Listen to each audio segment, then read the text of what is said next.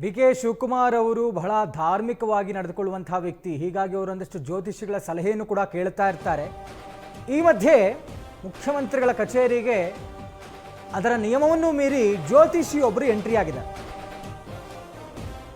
ಮುಖ್ಯಮಂತ್ರಿಗಳು ಕೂರುವಂತಹ ದಿಕ್ಕನ್ನು ಪರಿಶೀಲಿಸೋದಕ್ಕೆ ಡಿ.ಕೆ. ಶಿವಕುಮಾರ್ ಅವರ ಜ್ಯೋತಿಷಿ ಆರಾಧ್ಯ ಅವರು ಇವತ್ತು ಮುಖ್ಯಮಂತ್ರಿಗಳ ಕಚೇರಿಗೆ ಬಂದಿದ್ರಂತೆ.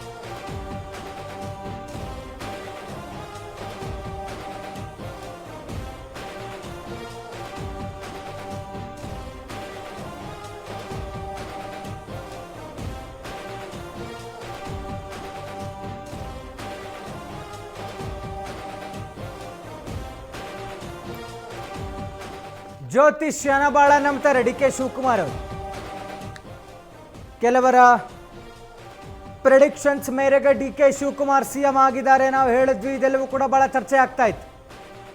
ಈ ಮಧ್ಯೆ ಅವರು ಕೂರುವಂತಹ ಮುಖ್ಯಮಂತ್ರಿಗಳ ಕಚೇರಿಗೆ ಅವರ ಜ್ಯೋತಿಷಿ ಆರಾಧ್ಯ ಅವರು ಬಂದಿದ್ದಾರಂತೆ. ಇವತ್ತು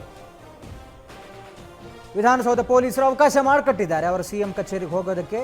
ಈ ವೇಳೆ ಕಚೇರಿಯ ಎರಡೂ ಬದಿಯ ದ್ವಾರವನ್ನು ಮುಚ್ಚಿದ್ರಂತೆ ಪೊಲೀಸರು. ಸಿಎಂ ಕಚೇರಿಯಲ್ಲಿ ಡಿ.ಕೆ.ಶಿ ಅವರ ಜ್ಯೋತಿಷಿ ಆರಾಧ್ಯ ಅವರು ವಾಸ್ತುವನ್ನು ಪರಿಶೀಲನೆ ಮಾಡಿದಾರಂತೆ. ಯಾವ ದಿಕ್ಕಲ್ಲಿ ಕೂರ್ತಾ ಇದ್ದಾರೆ, ಯಾವ್ದು ಏನೇನು ಎಲ್ಲೆಲ್ಲಿದೆ ಅದೆಲ್ಲ ನೋಡ್ಕೊಂಡು ಹೋಗಿದಾರಂತೆ.